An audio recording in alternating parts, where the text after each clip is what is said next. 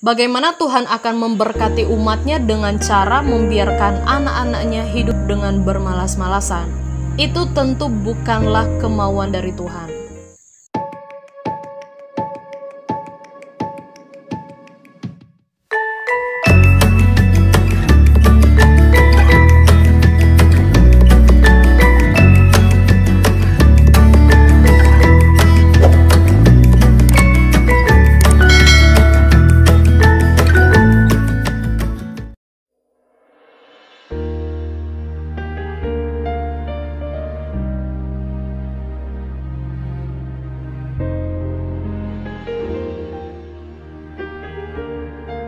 Firman Tuhan kita hari ini terdapat dalam kitab Yosua pasalnya yang ke-18 ayatnya yang ketiga.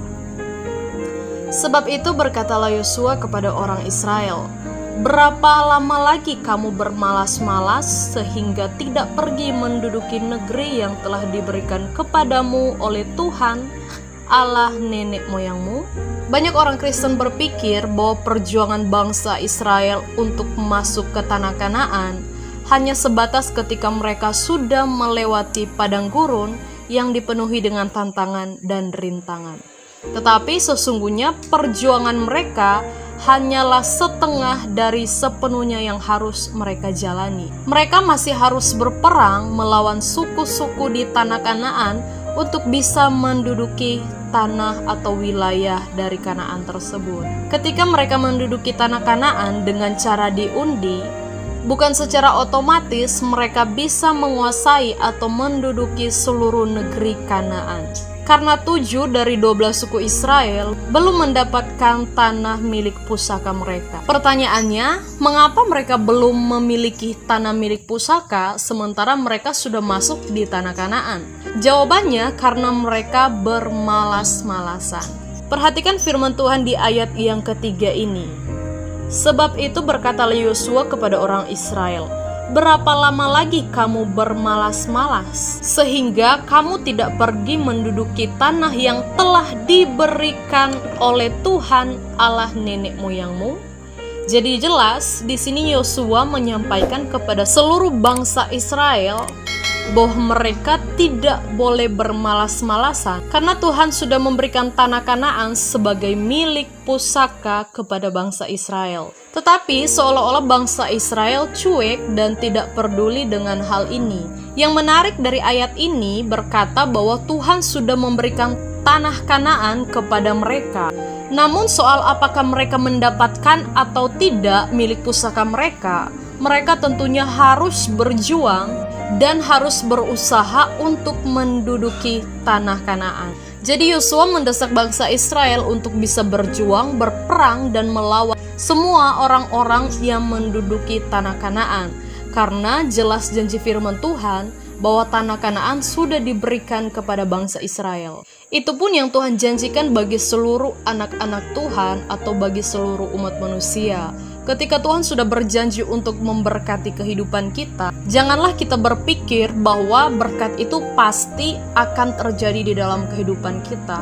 Tentunya seperti bangsa Israel, Tuhan juga mau kita punya usaha untuk bisa menerima berkat tersebut. Memang bisa saja Tuhan memberi kita berkat atau memberi kita sesuatu tanpa kita berbuat apa-apa. Seperti dalam Keluaran 14 ayatnya yang ke-14, firman Tuhan berkata, "Tuhan akan berperang bagi kamu dan kamu akan diam saja." Namun Tuhan lebih mau anak-anaknya selalu mempunyai usaha dan perjuangan dalam kehidupan di dunia ini. Agar supaya apa? Ya jelas alasan Tuhan supaya kita tidak bermalas-malasan seperti contoh bangsa Israel ketika menduduki tanah Kanaan. Sifat malas tentunya bertentangan dengan sifat dari Tuhan sendiri. Bagaimana Tuhan akan memberkati umatnya dengan cara membiarkan anak-anaknya hidup dengan bermalas-malasan? Itu tentu bukanlah kemauan dari Tuhan.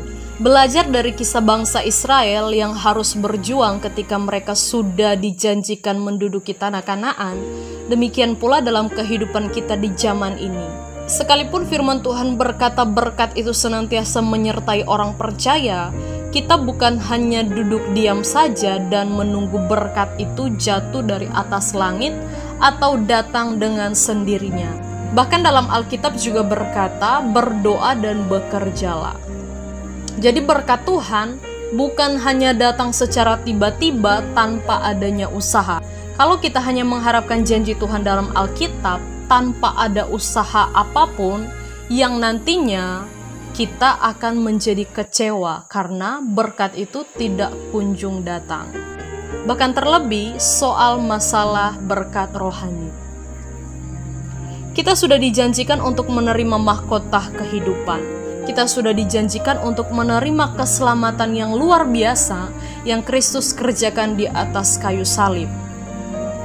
Sekalipun kita sudah menerima keselamatan tersebut, kita juga harus punya andil atau harus punya usaha untuk dapat meraih janji atau kemenangan tersebut. Bukan berarti ketika kita sudah diselamatkan, kita sudah menerima anugerah keselamatan, kita hanya diam saja sampai menunggu kedatangan Tuhan. Ingat, firman Tuhan berkata, bukan setiap orang yang berkata Tuhan, Tuhan akan masuk ke dalam kerajaan-Nya, melainkan orang yang melakukan kehendak Bapa.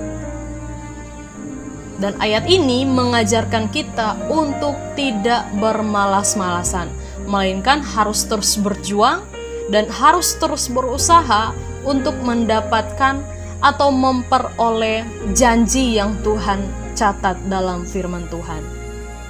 Baik secara jasmani, terlebih dalam kehidupan kita secara rohani. Puji Tuhan, Tuhan Yesus memberkati kita semua.